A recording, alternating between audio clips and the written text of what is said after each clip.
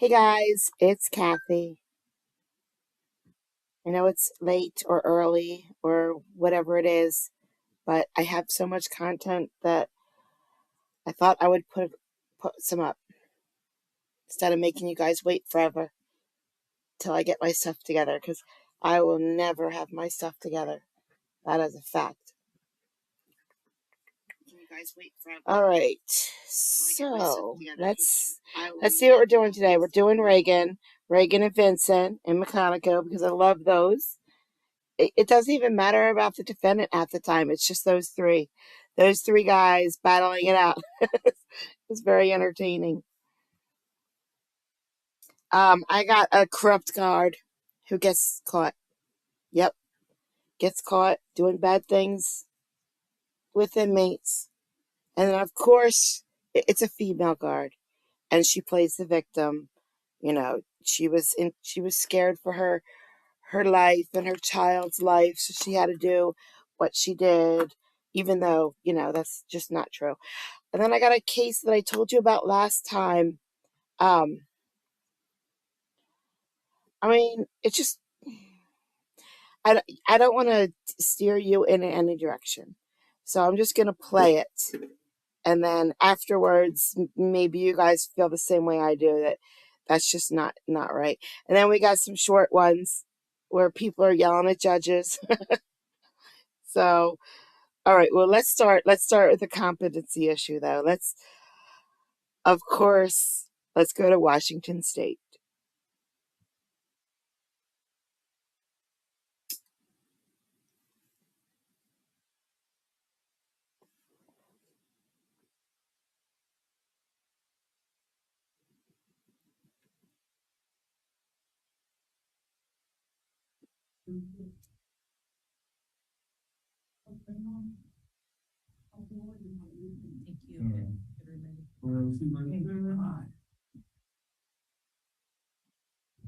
Hello, Kate.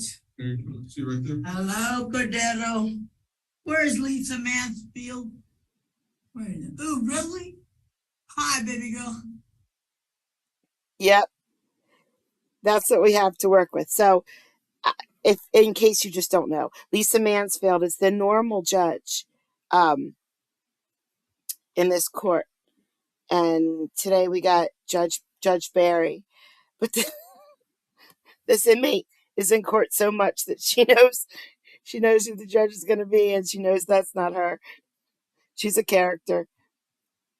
Hello, ma'am. What's your name? Are you Cassandra Taylor? I might be. Okay. I think your attorney is going to have a breakout room with you. All right. Sweetheart, at the break room. Can I get a cup of coffee, please?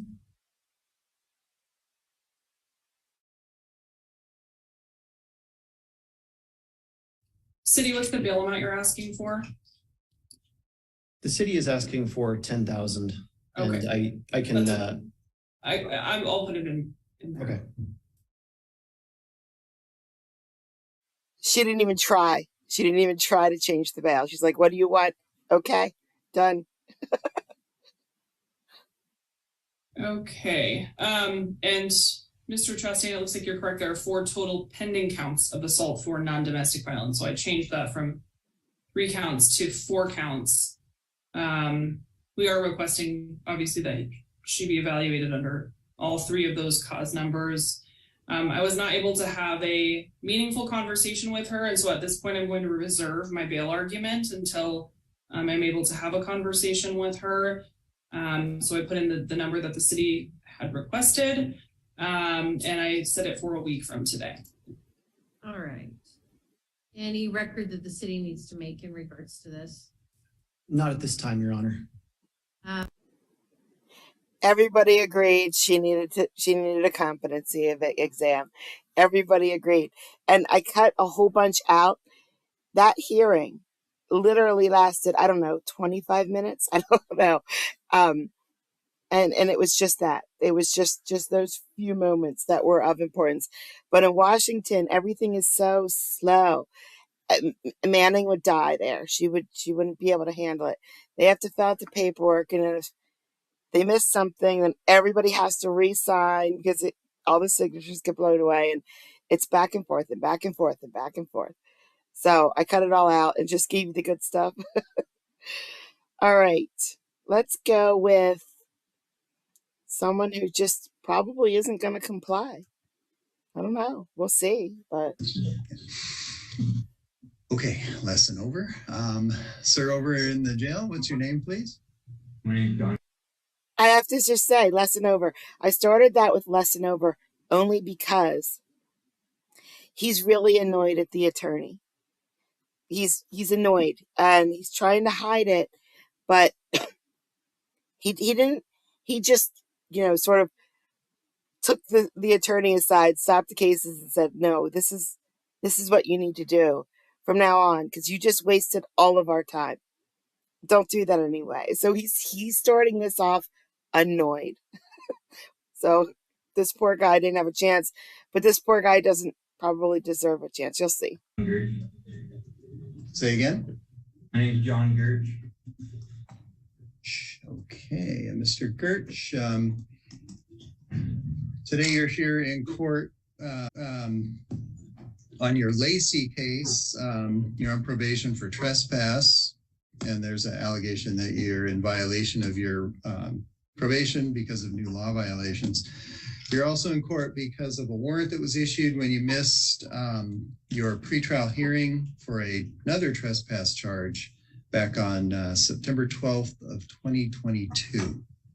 I wish I had no idea. So, well, let's get a couple things sorted out. Mr. Gertz, the only address we have for you is General Delivery in Olympia. Do you have a better mailing address than that? 161 Patterson Street, Northeast. 161 Patterson? Yeah. Okay. All right. And you actually get mail there then? Yes, Your Honor. All right. Is that Drexel House? No, that's not Drexel House. That's the Interfaith. Interfaith. Okay. Gotcha. For the All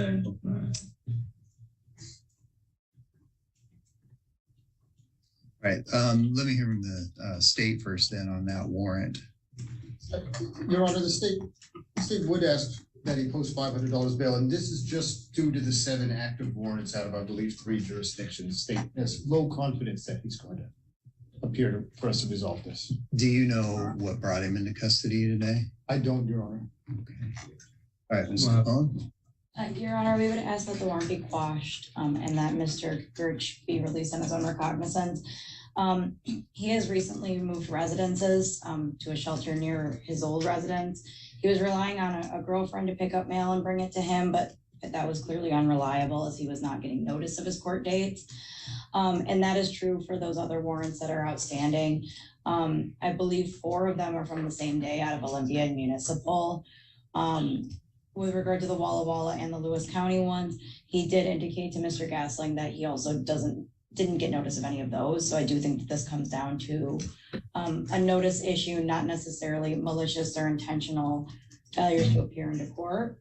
Mr. Gertch did indicate that he signed up for an opioid treatment program at Prosperity House, and he intends to do a substance treatment there. He's not working right now, so any amount of bail imposed would be tantamount to just holding him. So we would ask for his release and that warrant be quashed. Thank you. And then Mr. Sharp, you got a case. He's in the other jail, but yeah, I don't know. There was no warrant issued on the probation case. So are you asking for any kind of a hold? Well, I'll be candid that it wasn't until Your Honor said there was a Lacey case that I became aware. So I don't think Ms. Kamari has got materials here. I don't know that matters so much, though. Mr. Hofstad was previously appointed and is withdrawn, so there's not any counsel currently appointed, and he's just here on a review by virtue of being in on state warrants. City would make a motion to revoke based on new law violations, and that's the Olympia charges from July. Would ask that he be reviewed for appointment of new counsel. I would defer to the court on bail, understanding I think the court's already aware of the 7 active warrants with 4 different FTA dates there. Yeah. Okay, I'll appoint counsel for you in your Lacey case. I'll appoint Ms. Langley to do that. Your Honor, I don't think Ms. Langley is able to accept any more appointments this year. Did she hit her max? I think she went past it. Okay, then scratch that. We'll appoint Pacific Point then. Okay. All right, for the county case, Mr. Kirch, you have just failed to appear too many times. In the meantime, since you failed to appear, you've also been convicted of crimes in Olympia. So I am going to set some bail. I'm going to set $250 bail on your county case. And we'll get you back on the pretrial calendar with the public defender. Okay, so how long? On your Lacey case, what I'm going to do is I'm going to set bail in that one as well at $250. I don't know if it'll make any difference if you're going to be held on your state case. And we'll set that one for a probation hearing with your new attorney. And since they don't know you and haven't had a chance to prepare any kind of a bail recommendation, they can always do that. The door's open for Lacey, appointed counsel, to request a bail review. All right, do you think you'll be able to post bail to get out, or will you be in custody? I don't think I'll be able to post bail to get out now. That's why I work for PR. Okay, yeah, I understand. So we'll get a hearing date set for you then. We need a county pretrial and a Lacey probation. Yeah, since he's going to be in custody. But the jail was closed, man. I went to go check in probation as soon as I got on this Squally jail, but the jail was closed down. I cannot get into the building. I cannot get a hold of probation for nothing. I tried for a week straight. I swear to God. As soon as I got into Squally after serving 31 or 21 days, I went right to the probation department. The Lacey jail or the Olympia jail was shut down. I couldn't get in there. I couldn't get a hold of anybody. It's not like I failed to check into probation. It's that I couldn't get in there. I couldn't get a hold of anybody. And that was for like a week and a half. The whole entire jail was shut down in Olympia. It's not for real. Okay. November 11th is a holiday. Quick correction for the record. So I just pointed out one case. I do see two others from Olympia. Same thing, but November 14th and October 26th of last year. So we've got 3 new law violations alleged to address the next hearing. Yeah. So November 28th for Lacey. Yes. That would be past my birthday. Are you kidding me? Okay. So your next court date will be on November 1st. We'll see you here then. Fucking retarded. Fucking guys. Go ahead, you fucking asshole. Give us some insight into his willingness to comply with court orders. Yeah, I don't think he's going to comply with any court orders. Sorry, probably not. Let's keep. I think this judge gets yelled at again. Let's keep it going. Yep.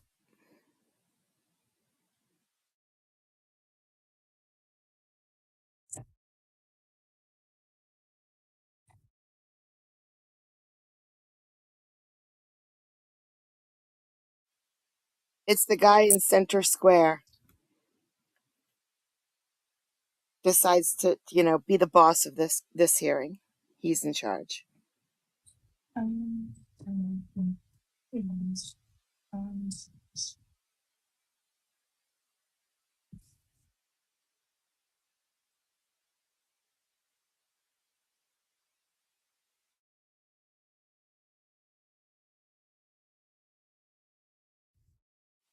You need to restart.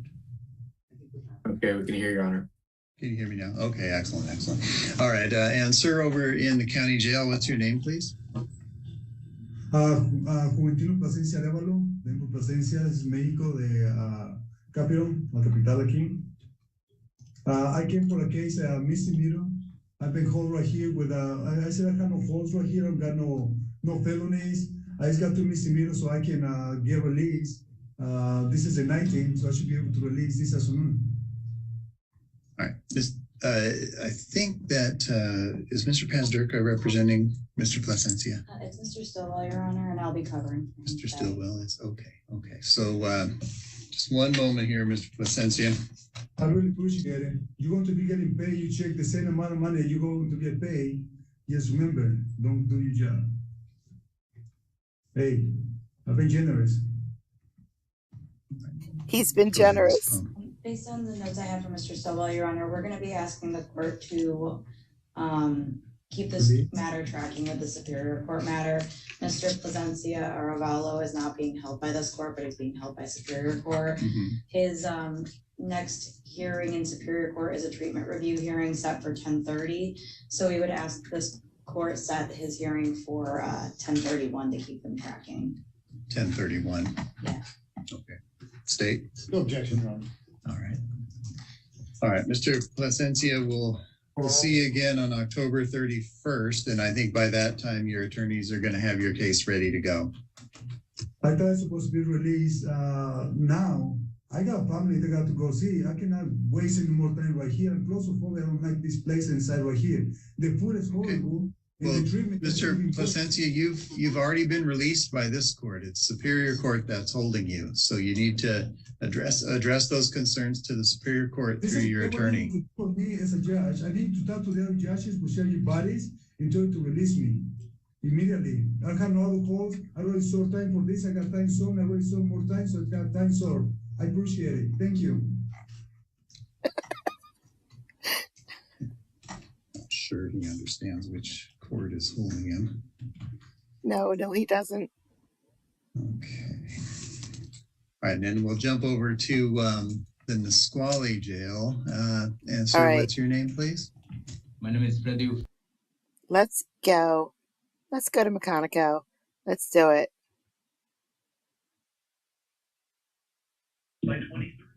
Learn more at ovgov.com/workforce. Vincent says this. Reagan, you feeling lucky today? One people to state of Michigan versus Chemo Jenkins, defendant charged with count 1, domestic violence, count 2, buried stuff at the scene of property. Attended vehicle, also calling case. 230-586-7501, people to state of Michigan versus Chemo Jenkins, defendant charged with count 1, assault intent to do great bodily harm, less than murder by strangulation, count 2, domestic violence, defendant's labeled as a habitual offender, fourth offense notice, today is the date and time for a bond redetermination hearing. Good morning, Judge. Always good to see you. Steve Vincent for the people, P71917. Good morning, man. Honorable Court, Philip Reagan, P57156 on behalf of Chemo Jenkins, Your Honor. What's Mr. Jenkins? Mr. Jenkins, state your name. Chemo Jenkins. Okay, what's his bond? First case, 5,000%, Your Honor. The second case, 50% cash. You broke up both times. First case, he has a 5,000, 10% bond. The second case, 50,000 cash. Argument. He's 36, judge, has 3 kids, lives in the city. Now, he has a pending case in Oakland County. As the court can see, he's in the Oakland County Jail right now. That's just an R&O case. Well, I shouldn't say judge, it's an R&O case. His next court date on that, judge, is October 30th. The bond in that case is $20,000 cash or surety. I believe, Judge, 50,000 cash on the second case is excessive. I am asking the court for some type of reduction, something more reasonable. The first bond is 5,010. I'm asking that the second bond be made the same, Judge. Okay.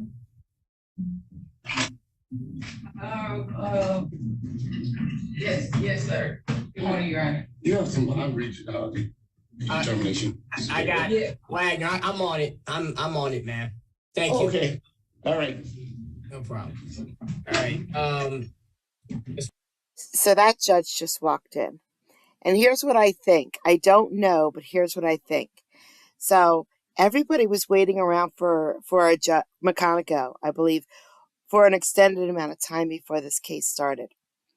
So I don't think McConico was supposed to do these cases today. I think someone was supposed to cover for him, and I don't think they did. And McConico comes in and is annoyed. So he is in a mood. I'm telling you, he is in a mood. With all the cases, it didn't go well for anybody. Neither attorney, none of the inmates, because McConico's a little bit annoyed and he's in a hurry. So he doesn't want them doing their normal thing, which we love. We love when Vincent and Phil go back and forth. Well, McConico's not having it today. He wants the facts. He wants the facts right away, and then he's going to make his decision, and that's it. It's over. But that's what happened. That judge came in, and McConico is the chief judge. So I wonder if that other judge is has some explaining to do. I don't know. But okay, back to the case. Prosecutor. Judge, with all due respect, Mr. Reagan's kind of right, but not really. It was an adjudicated matter that the defendant is over in Oakland County for. He ended up being found guilty of 3 counts of R&O. The reason why he's being held is because he had a probation violation, but he's actually had 2 probation violations since he was sentenced May 30th of 2023. So he's being held, probation violation, second time around. It's actually not 20,000 cash assurance, it's 20,000 10%. First probation violation was 10,000 10% cash surety. And Your Honor, while he was on probation, but before his probation violations, he allegedly ended up committing both of these offenses, Judge. So we have that first instance on the 12th, when he was allegedly intoxicated, comes into the individual's house, and we can all see what transpired from there. Visible injuries, we have bite marks on her, choking, punches her in the face, and then, ironically, in that same set of circumstances, he allegedly tells the gal that he's not going back to prison. So he takes her phone and he throws it so that she doesn't have the ability to call the cops. 2 days later, after he flees from that incident, he comes back, and while the individual is backing out of her driveway, he decides it's a good idea to take his vehicle and ram her vehicle. And then he proceeds to flee again. And this is while he's all on probation. And this is a very interesting case, Judge. Not interesting in the sense of interesting, but interesting in the sense of wow. Because the prior convictions don't even include on the have notice the fact that he has an attempted home invasion first degree out of Wayne. He also has an R&O out of Wayne on top of the 07, 9, and 16, 16 being aggravated stalk. All right, court haven't heard the arguments of counsel. On the first case, bond will be reduced to $5,000 personal with a GPS tether, a 10 p.m. curfew to 6 a.m. And on the second case, the bond will be reduced to the amount of $50,000, 10%, and no contact. Thank you very much. Thank you, Your Honor. Person at Wayne County Jail, tell me your name again, please. Sean Franklin. Calling case 230-5944001, people of the state of Michigan versus Sean Michael Franklin. Defendant is charged with count 1, assault with intent to do great bodily harm, less than murder or by strangulation. Count 2, knowingly assault or assault and battery of a pregnant individual. Count 3, domestic violence. Today is the date, time for a bond redetermination hearing. Thank you, Judge. Good morning. Steve Vincent for the people. Celebrate on me. Franklin, Your Honor. Franklin, state your name. Michael Franklin. Argument. Judge, he's 39, no assaultive history, not on probation, employed at Stellantis, does have children, lives in the city of Detroit, will not have contact with Salita Mock, who was the complainant. Judge's bond is $10,000, 10%, so $1,000 GPS tether with curfew. He is employed Monday through Friday from 2 p.m. to 10 p.m. I'm asking for $10,000 personal with the same conditions, Judge. He will have no contact. Again, no assaultive history. There were no, Judge, in this particular case, medics refused.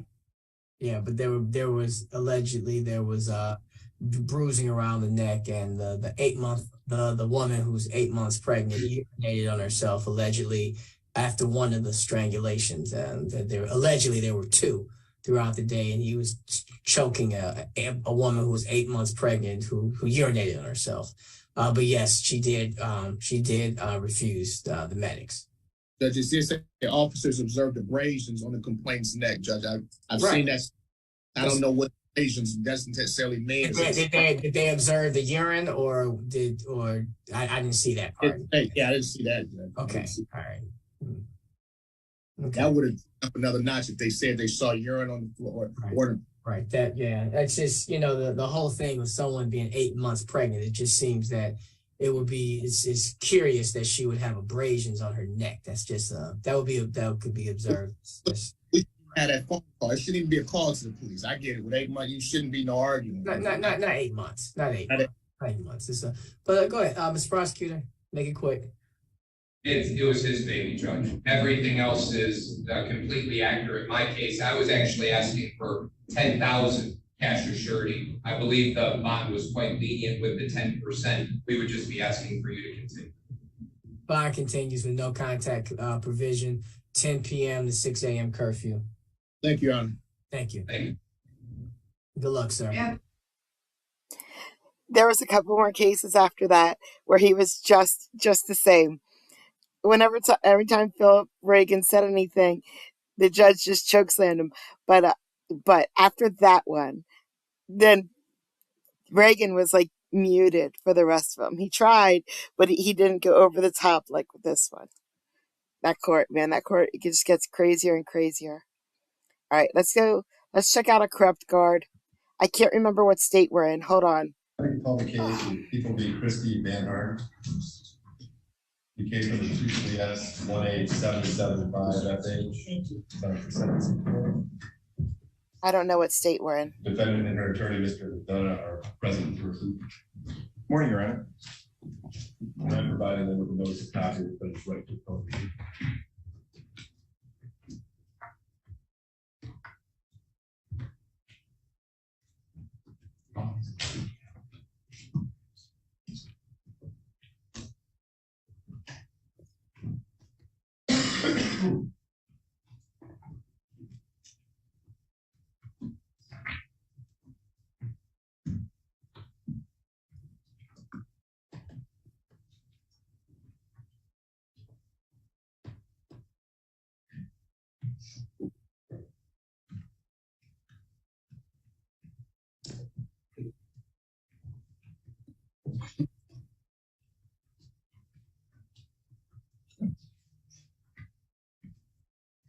All right, Mr. McDonough, you had an adequate opportunity to review the pre-sentence report and the sentencing information with your client. I have, Your Honor. I've had an opportunity to review it with Van Hart. I have no additions, corrections, or deletions. All right, and then with accurate information on which to base sentencing, I'll go to Mr. Butler. Anything on behalf of the people? Well, first, a slight correction under the description of offense narrative, page 4. Just the first sentence there. There's just a typo with the date. Should be 8/21/2023. On this, which page? Page 2 of the CFGA 284. The first sentence of the description of offense narrative. Chart. Oh, yes. You had that, Ms. Khan. Yeah, what is it? It just says 8/31/30. I'll take care of that, yes. So, okay, it should be 8/31/20. Other than that, I didn't see any corrections that were needed. Just, people know, obviously, this is interestingly, we have a situation where, very similar to the last defendant, no prior felonies, no prior misdemeanors, being a productive member of society, and then it's, for one reason or another, gets involved in the situation, which is bringing in contraband to prison, which obviously puts not only other inmates in jeopardy, it puts the defendant herself in jeopardy, it puts the other correction officers in jeopardy, and anyone outside who may be a victim when we have cell phones being smuggled in. The prisoner being able to contact people on the outside, right? Monitor, just security concern. The agreement this case was capped in the middle of the guidelines, range 0 to 9, recommendation for USC is 30 days. I would ask that Your Honor impose at least that, if not a consideration of more. Thank you. Okay, Mr. McDonough, anything on behalf of your client? Yes, Your Honor. I know the court's had an opportunity to review all the materials submitted. It should be noted that Ms. Van Harden was cooperative and forthcoming in her interview. She has taken full responsibility, although it was a no contest plea for obvious reasons. I would ask the court to consider the medical issues that Ms. Van Harden has, and I know that's detailed somewhat in the PSI, but not in very great detail. She is on some very unique and expensive medications that if she were not able to get at the jail would seriously impact her health. And I'm not trying to argue that she should not get jail time, Your Honor, but I would ask that the court consider suspending it, perhaps even consider some significant community service or increased fines, but at least a suspended sentence due to some of these medical issues, and I can let Ms. Van Harden discuss that further. Should be noted also that her licensing for mental health as a mental health provider was in jeopardy at one point. She did participate in a required health professional recovery program. It was found that she did not need any further monitoring. So I mean that's a positive thing. She can continue the type of work that she's doing. I have two letters, character references I'd like to submit to the court. One is from her current director of counseling, who's in the courtroom today, Van Harden's employer, and then also from the Granville Public Schools approach. Sure, has Mr. Butler seen this? No. Mr. Butler, would you like to leave this? Sorry.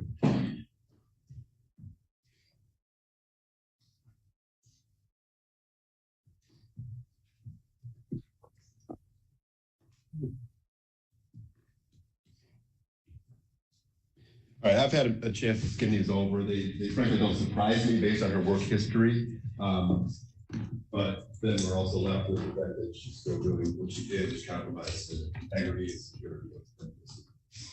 All right, so just give the court a moment now.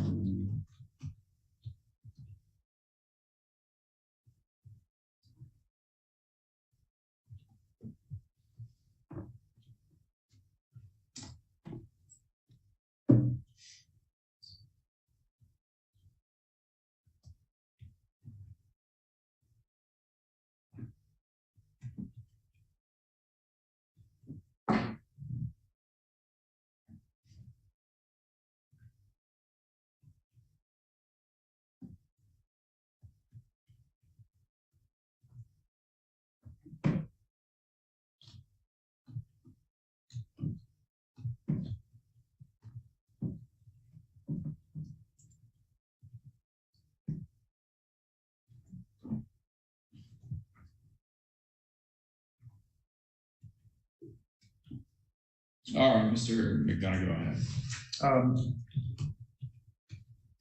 Lastly, Your Honor, I mean, I know the court is accustomed to people standing before the court and making excuses, and I hate to do that.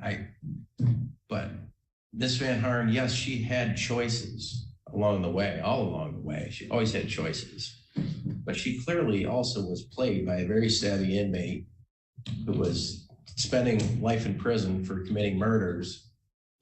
She could have taken a different turn, but I mean, as the PSI points out, her own statement all along the way has been that she's felt threatened, that her special needs child was threatened. All those types of things, I think, kind of led to some of the reasons why she felt, I guess, at the time that she didn't have another way out. When the reality is she did have another way out. She just chose not to exercise that way.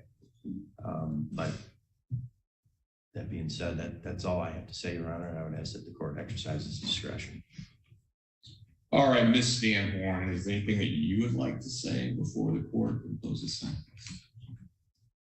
Yes, I'd like to thank you for listening. I know that you get lots of people standing in front of you. I would like to take full responsibility for everything that's happened. But I do want you to know that nothing like this will ever happen again. The medical concerns that Mr. McDonough is talking about are loosely defined in the PSI. I have what's called steroid-induced diabetes. I'm on a medication that's brand new to the market due to not tolerating insulin. Due to the fact that I don't tolerate insulin, my blood sugar has ruined my eyes. And without this medication, it will greatly impact my health. I have Ehlers-Danlos syndrome, which is a very rare disease that basically impacts my heart and my joints. I have Hashimoto's disease, which is an autoimmune disease. Without the medication daily, it results in hospitalization due to extremely low blood pressure. And the one that is scary to me is narcolepsy. Without my medications, which is a controlled substance and not available, in prison and in jail, I can't stay awake, which impacts my safety, which is scary to me because the people taking care of me in jail are the people that I reported. So I'm concerned about my safety without these medications.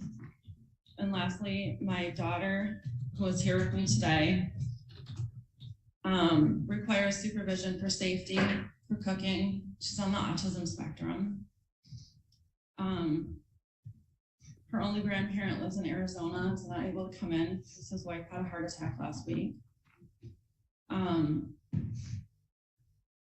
So what I'm asking for is leniency and some sort of creativity. I'm willing to take any kind of punishment you give, hoping that it does not involve me being away from my daughter so that I can continue to care for her.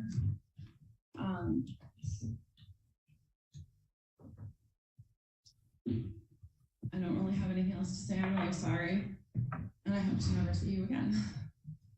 All right, well, Ms. Van Horn, I don't have any doubt that I'm probably not going to see you again. There is no question when I review this PSI that you'll most likely comply with all the terms of supervision and most likely successfully complete your supervision. But you're not going to find any sympathy from this court. Ms. Van Horn, when I review this PSI, and I see that an inmate with the Department of Corrections has in his possession iPhone, charging cords, vaping pen, reddish colored plastic vaping pen, one black colored plastic vaping pen, 2 charging adapters, THC gummies, 13 packs of Suboxone, still factory seal, 4 super glue tubes, a needle, and a Durex condom. Then, when I see all of the messaging, the texting that went back and forth between you and this inmate, and all that is suggested in those messages that went on between you and the inmate, I'm appalled. My concern is for the safety of corrections officers that work there. My concern is for the safety of the institution. And frankly, the safety of those that are housed in the institution. What you did absolutely threatens everybody that is there within those walls, their safety. And what you did was carry on a relationship, even sounds, if we're gonna go by the messages, a sexual relationship with this inmate. You can raise your eyebrows at me. I'm reading, it's in this report that was provided via text messages, bringing him food, steaks. And I don't buy for a second, not 1 second, all this nonsense that you did this because you were threatened. Because if you follow the trail through the text messages, that doesn't become something out of your mouth until the inmate is on to you that you might be turning him in. And then there's no doubt he threatened you. And let's carry that one step forward. Somebody in your position might to expect that inmates, much like the scorpion that rides the fox across the river and says, please take me across, and then the scorpion does what a scorpion does, that's what inmates do. That's mostly why a lot of them are there. And so the other thing that really just about this situation that is just abhorrent is if anybody should have known this, it is you. You got training from the Department of Corrections, in addition to all of your training school to become a licensed therapist, somebody with a master's degree. You had training on how to recognize this, how to protect yourself from it, and how to make sure that you, in that position of authority, are keeping all these other people safe.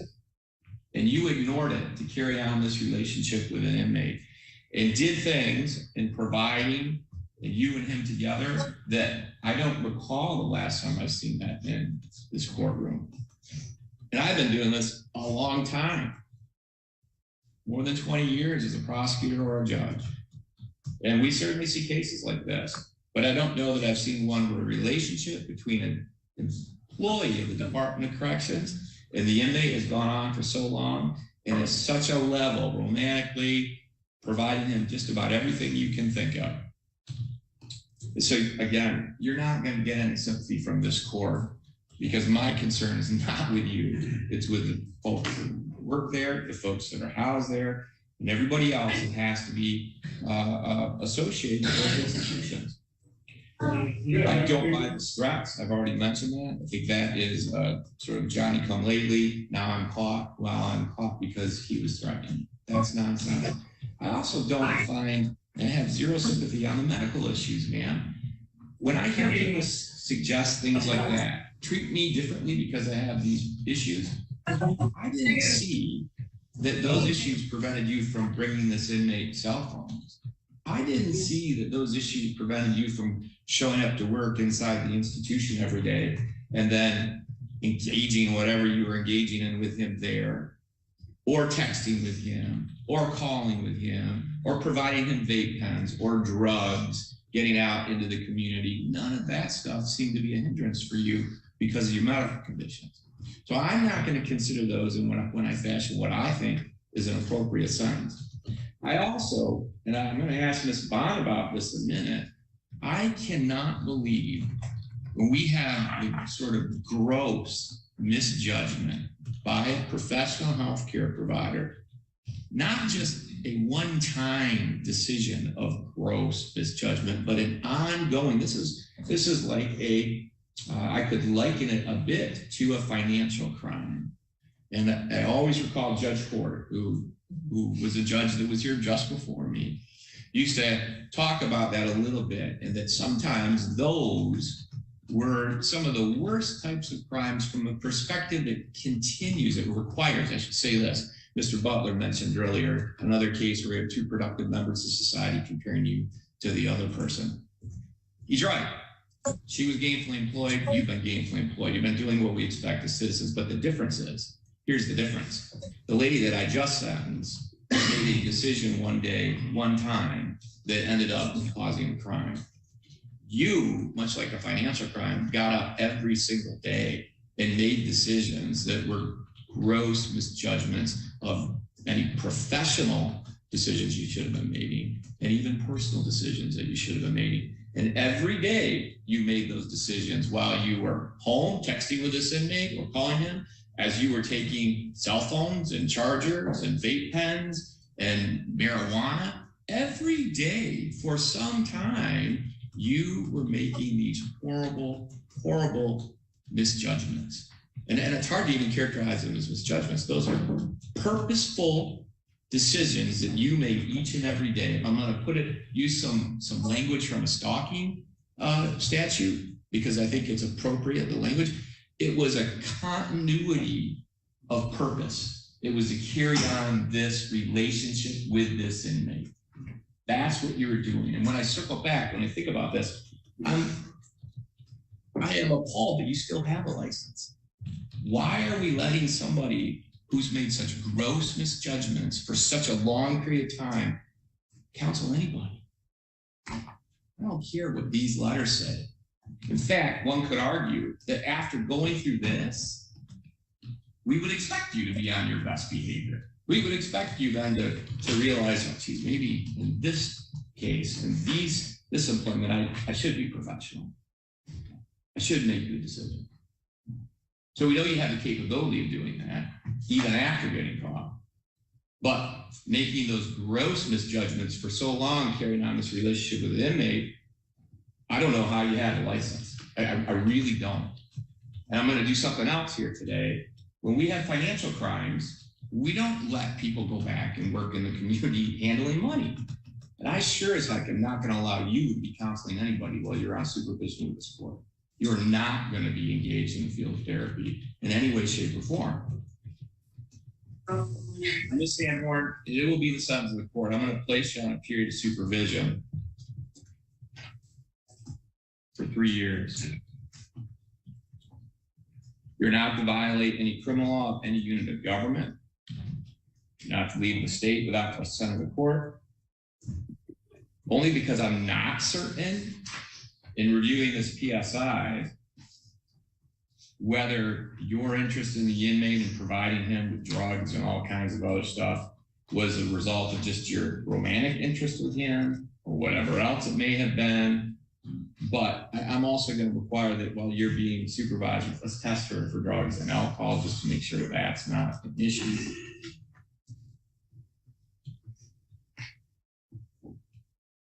While you're being supervised, your supervision fees will be $30 per month.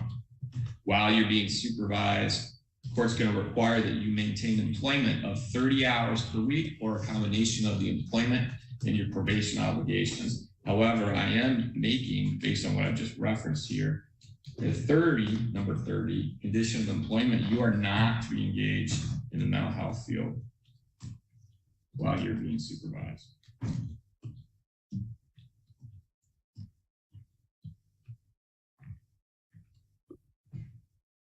Ms. Van Horn, there's going to be, because it's required by statute, a $130 crime victim rights fee.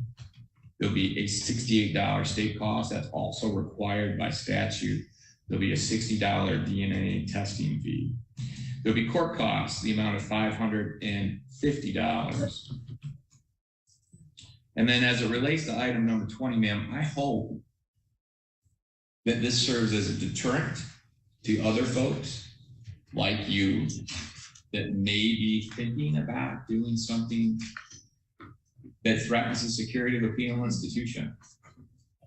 I hope that it also impacts you and that you realize what happened here and how you truly did put so many people in danger as a result of your actions. I'm going to abide by the Killebrew Agreement, though I thought long and hard about not doing this, man. I think that the 0 to 9, I think the facts of this case certainly cried out. I think the court, what I was really considering is a departure upward. I was thinking about a Department of Corrections sentence of 1 year. And I'm not going to go down that route, but there's many ways that when I think about this, that I don't think that the sentence I'm giving you is adequate, not based on this fact pattern. But I hope that it does resonate with others who might be thinking about the same thing. What court's going to impose jail sentence of 135 days. You do not have credit for any days that you have previously served.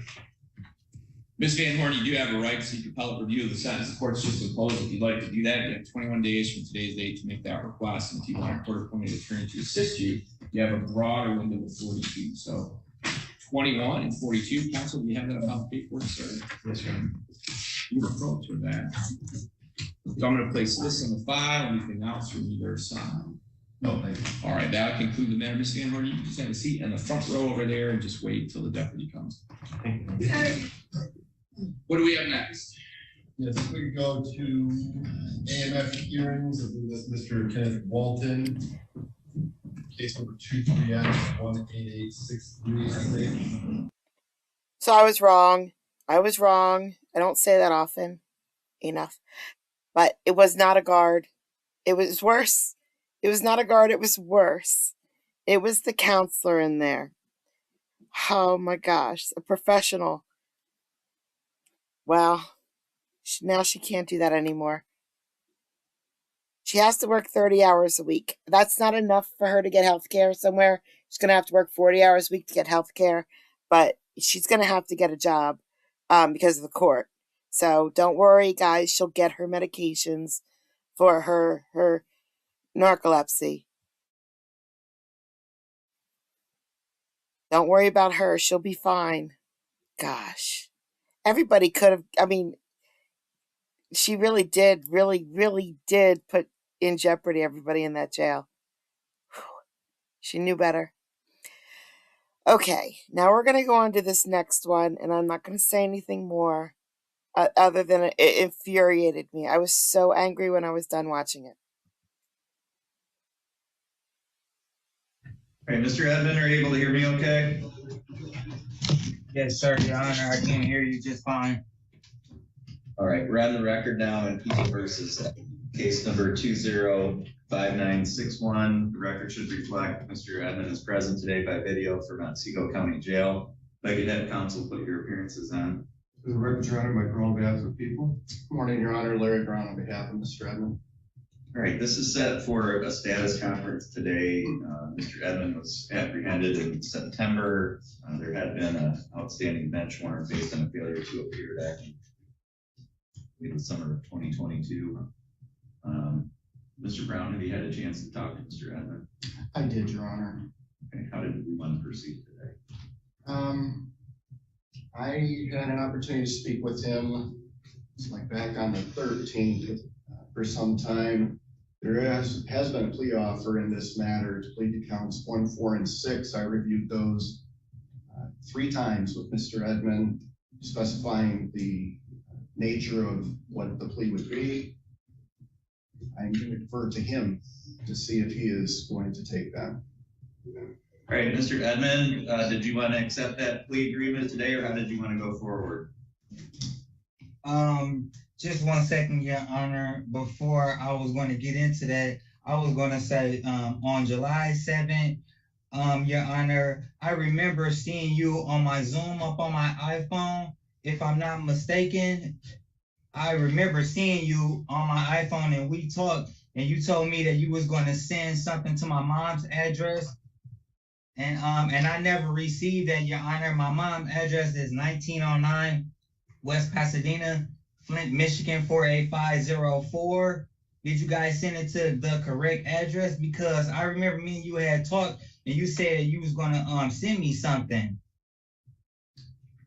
And I was just I've been in the jail for almost 30 days now, and I was trying to see I'm not saying that you guys had lost any type of documentation, but I was trying to see what was going on, you know. So are you asking me if I remember something I said to you back in July of 2022? Your Honor, what he's saying. Yes, sir. It was actually July 7th. I had saw you on July 7th on my phone, up on my iPhone. He's saying that he. And me and you talked on Zoom, Your Honor, and you know, man, I got a 4-year-old daughter. I got to get back home to her. And I know that I saw you July 7th. And I've been in here for almost 30 days, Your Honor.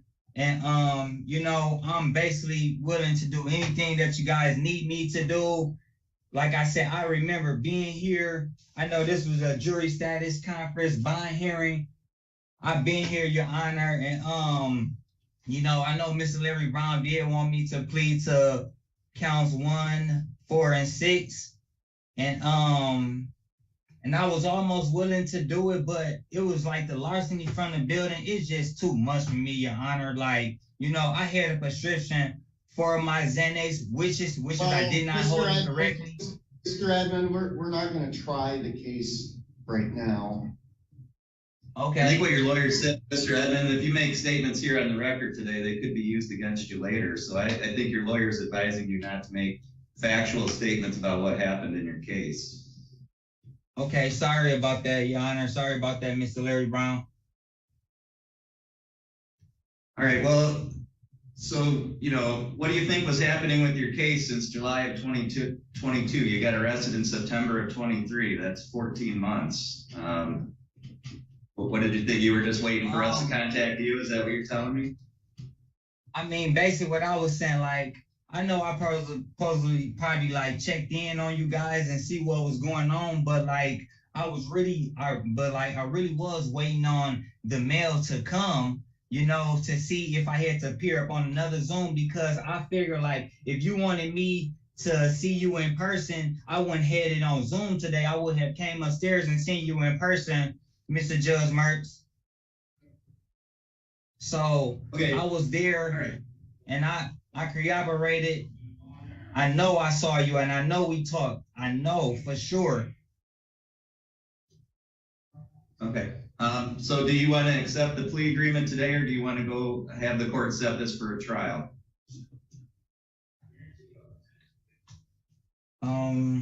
So if I accept the plea agreement today, what would I be looking at, Your Honor? What would be the offer? I have no idea. All I can tell you is what the plea agreement is and what the maximum possible penalties are for each of the charges. Okay, what are the maximum charges of the sentence of the charges, Your Honor? So count one, which is possession of Xanax, that is a maximum of 2 years and or a $2,000 fine. Count four, which is larceny in a building, that's a maximum penalty of 4 years and or a $5,000 fine. And count six, which is possession of a taser, that is a maximum of 4 years and or a $2,000 fine. Okay, I very much understand the maximum possible penalties that you could face for each of those charges. Okay, and okay, so and I see that my bond has got revoked, Your Honor, and I know I was there. So what about like a bond until I be able to make up my mind to see if I really want to plead guilty to these charges? So you have failed to appear. This was the third time that you failed to appear. Your case has been going on since 2020 because of the various times that you have not appeared in court.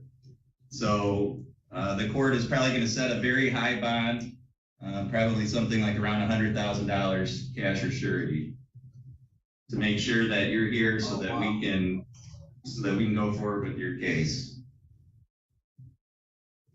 Oh wow. So far, so good. So far, everything is going on. I agree with everything's okay. You know, I felt bad for this guy, but you know, he has some kind of mental going on, but nothing that too terrible. And it's normally a great idea to listen to your attorney and do what your attorney says and things like this, because with the pleas, you know, they knocked a bunch of the charges off. So far it's good, but now it changes.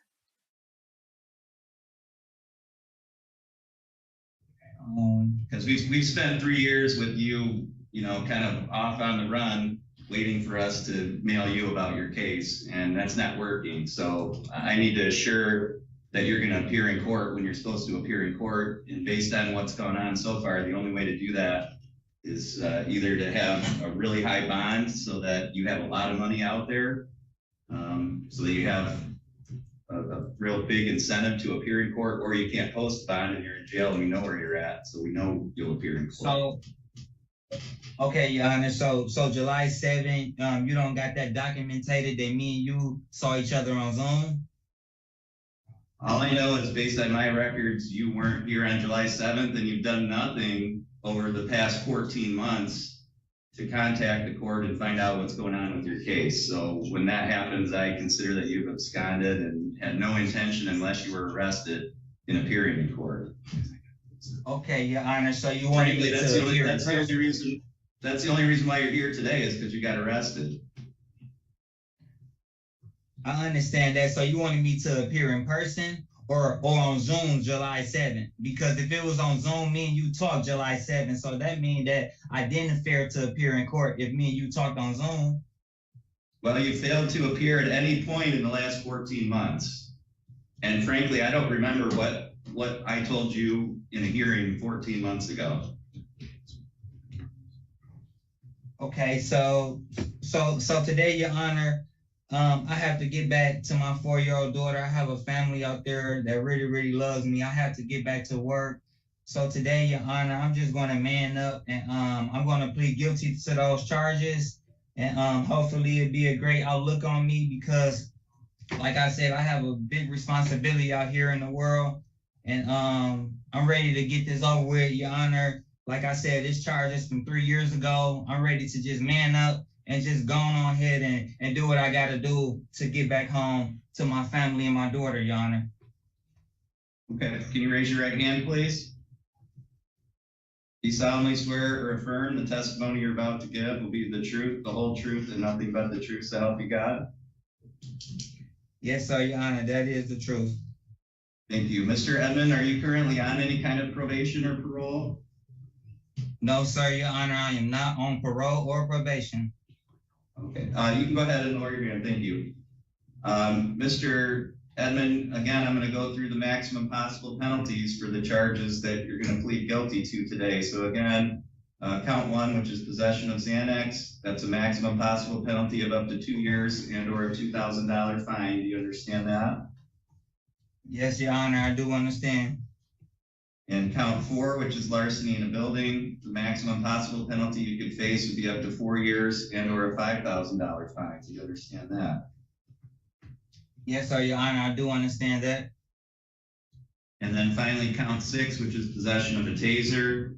Again, a maximum possible penalty of up to 4 years and or a $2,000 fine. Do you understand that? Yes, sir, Your Honor, I do understand that. With all of those things in mind, what is your plea to each of those charges today? I plead guilty, Your Honor. So I'm going to go through your rights with you. Right now, you have the right to have a trial. You have the right to be tried by a jury. You have the right to be presumed innocent until proven guilty. You have the right to have the prosecutor prove beyond a reasonable doubt that you are guilty. You have the right to have any witnesses against you appear at trial and to question those witnesses. You have the right to have the court order any witnesses on your behalf appear at trial. You have the right to remain silent during the trial and to not have that silence used against you, and the right to testify at a trial yourself if you wanted. You understand that you have all of those rights? Yes, sir, Your Honor, I do understand that. And you understand that you're giving up and waiving all of those rights and that you won't have them anymore, and that includes the right to have a trial. Yes, sir, Your Honor, I do understand that very, very much clear. Also, you don't have an automatic right to appeal the plea that you're making here today. If you wanted to try to appeal it, you would have to ask the Court of Appeals to hear your case. You could say no, and then you wouldn't be able to go any further with that appeal. Do you understand that? Yes, sir, Your Honor, I do understand that. Has anyone threatened you with anything to get you to plead guilty? No, sir, Your Honor. Has anyone promised you anything other than what we've said here in court today? No, sir, Your Honor, they did not. Is it your own free choice to enter this plea? Yes, Your Honor, it is.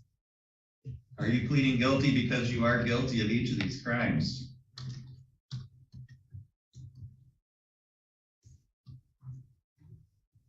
Yes, sir, Your Honor. So the date that I have on this is, like I said, it's been quite a while. We're talking about August of 2020. Were you here in Otsego County back at that time? Yes, sir, Your Honor, I was. When you were here in Otsego County at that time, did you have possession of some Xanax? Yes, sir, Your Honor, I did. Did you know that that's what that was? Yes, sir, Your Honor, yes. Did you have any legal right to have it at that time? Yes, sir, Your Honor, I did. Okay, did you have a prescription for it? Is that what you're saying? Yes, sir, Your Honor, I did. And the Xanax that you had, was it the Xanax that was prescribed to you, or did it come from somewhere else? No, sir, Your Honor, it came directly from my doctor. Okay, so you can't be guilty of illegally possessing Xanax if you had a prescription for it, if it was your Xanax. So, Your Honor, I know. They told me that I had the.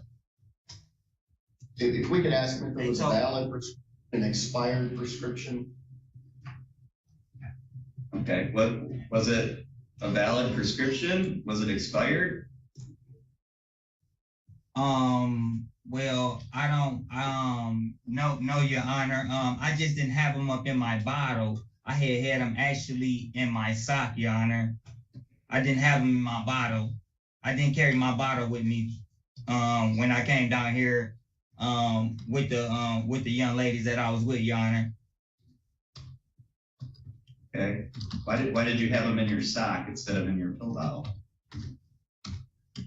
Because of the neighborhood that I live in and stuff, like you can get like robbed and stuff, like what people think that you got something, maybe something that costs a lot of money and stuff like that. So I actually just had them like in like a little sandwich baggie and stuff like that. And I just, you know what I'm saying, take them whenever I have my anxiety. Like you can even call my mother. I have prescriptions for those. I have real high anxiety, Your Honor. And I really, really need those.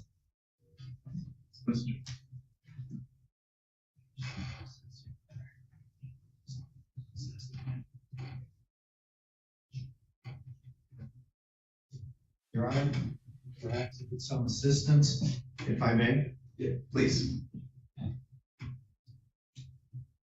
Mr. Edmonds, back when this occurred back on August 13th of 2020, isn't it correct that in fact you were on probation for possessing a small amount of crack cocaine?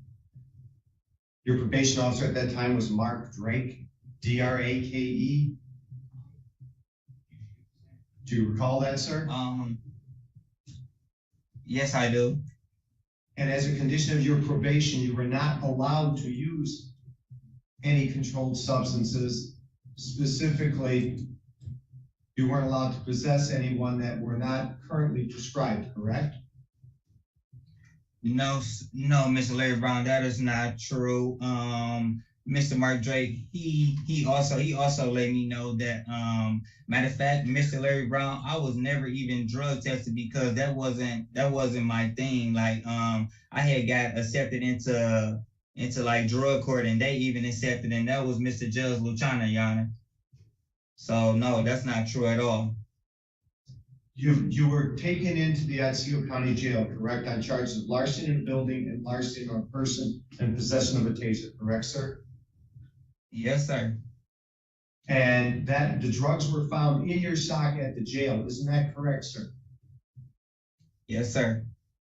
And you were asked before you came into the jail whether or not you had any controlled substances or any drugs that you had a prescription for. And isn't it true that you told the officer at the jail that you did not have drugs and you did not have any prescriptions for them, but the drugs were in fact found in your sock?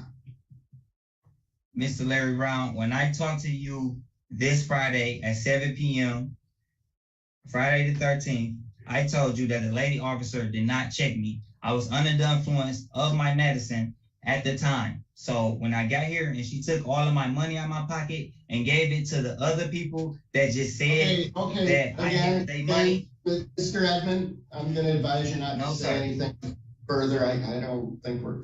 I think we have a factual basis for count 2, frankly. And so, under the court rules, I can take the plea to count 1 using the factual basis. Correct, Judge, and that's what I was going to suggest, which is why I asked the questions that I did. Thank you. Do you have any objection to that, Mr. Brown? I don't.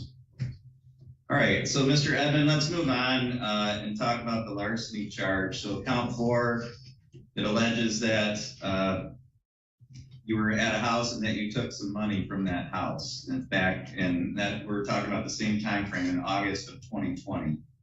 Were you at a home here in Otsego County? Yes, I was, Your Honor. Okay, and did you take some money from that home? To be honest, Your Honor, no, I did not. I just want to get this case over with, Your Honor. So I'm pleading guilty. So I'm gonna just say yes, Your Honor. I'm trying to get this out the way. I have a 4-year-old daughter. I have to get back home to her. So whatever my consequences may be, Your Honor, I'm just finna man up and I'm just finna take them. Okay, so I can't take a guilty plea if you're not guilty. And so you're telling me you want to be honest, but then you're also telling me that you want to just plead guilty to something that you didn't do. So I need you to be clear with me. Did you steal some money from a home here in Otsego County in August of 2020 or not? It's very, very simple. Yes, sir, Your Honor. Yes, sir, Your Honor, I did. Okay. Yes. Did you have any permission from the person that you took that money from to take the money? No, sir, Your Honor, I did not. And was it your intent to take that money and use it for yourself, for your own uses? No, sir. No? What were you going to do with it? Yes, sir. Yes, sir. Yes, sir. That was my intent. All right. At that same time, also here in Otsego County, did you have possession of a taser? Yes, sir, Your Honor, I did. Did you have any legal right to have that weapon at that time? No, sir, Your Honor, I did not. All right. Mr. Rolla, are the people satisfied with the factual basis? People satisfied the court sufficient factual basis for accepting defendant's guilty pleas as to counts 1, 4, and 6, as set forth on the record, as complied with court rule statute as to acceptance of pleas, and we're aware of no threats, promises, or other inducements not placed on the record. Mr. Brown. Thank you, Your Honor. I am also satisfied as to a factual basis, unaware of any promises, threats, or inducements not placed on the record, and the court has complied with statute court rule for taking pleas. Thank you. Mr. Edmond, the court finds that your plea is knowing, voluntary, and accurate. The court is satisfied that there is a factual basis to support a finding that you are guilty of each of these charges. The court will accept your guilty plea as to all 3. We're going to set this matter for a sentencing hearing. You're going to be contacted by somebody from the probation department here. They are going to do a pre-sentence interview with you, and then we'll have that sentencing hearing and go forward from there. The court is going to order that you be held until that sentencing hearing date without bond. Mr. Roll, anything further for today's hearing? No, Your Honor, except for maybe a housekeeping matter as far as the bench warrants. Now the defendants entered his guilty plea. The court chooses to dismiss the bench warrants, that's fine with the people. Or if you want to roll it into sentencing, that's fine as well. I just wanted to indicate that for the courts. I'll let the court have the discretion in that regard. Yeah, thank you. The court's not going to proceed on separate contempt charges. The court will just take failures to appear into consideration after the sentence. Very good. Thank you, Judge. Mr. Brown? Nothing further, thank you. Okay. All right, Mr. Edmond, that's all for today. Thank you. All righty, thank you, Your Honor. Hey, quick question. So would I be getting some paperwork today, Your Honor, about the next court date and things? Like how long would I have to wait in here and things? And, you know? It'll probably be about 30 days. 30 days? Yes. All righty, Your Honor. All right, thank you.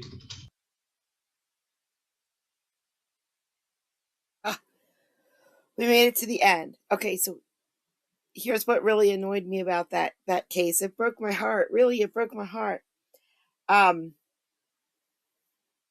He has a valid prescription and a definite good cause reason not to have it in the bottle. I mean, he's right. He can't take a bottle of that anywhere where he lives. It'll get robbed. He'll get hurt.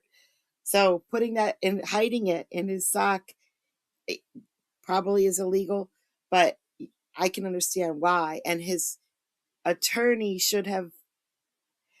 I don't know what the other charges that were dropped for this plea is. Maybe it's in his best interest to go with this charge because the other ones were worse and they're dropping them, but it didn't sound like it. It sounded like he was just annoyed for saying that he had a valid prescription when he had a valid prescription. I just felt so bad for that poor guy. Nothing he can do. There's absolutely nothing he can do. He's there for 30 more days at least until sentencing. God only knows what that sentence is going to be. I have no idea. But I just feel so bad for him. And his attorney should have said something, anything like, oh, you do have a valid prescription. Okay, then, then that charge is not going to fly. Oh, yeah. So yeah, that one was hard for me to watch. Yes. Yes, I have a late live. I'm sorry. I worked a double today. I couldn't do a live. I was the only server on today for a double all day, the only server. And people were coming in and they were like, "Can I have some extra water?" "Oh, are you the only one on?" "Yeah, I'm the only one on." "You want extra water?" Come on, people. Got food to get out. But no, guys, I have more. I have so much more. I just didn't want it to go too long. This has already broken an hour. So I'll try to get some more on tomorrow. I know I will because I don't work tomorrow. So, and I have some good stuff. I have some funny stuff. But y'all who made it to the end, thank you so much. I appreciate it. Even though it's very late and early in the morning. Guys, go to bed. What are you doing up so late? Go to bed. You got stuff to do tomorrow. It's Monday. Okay, let's just all take off tomorrow and sleep all day. All right. Thank you so much for coming out. I hope you guys have a great night, morning, whatever. See you next time.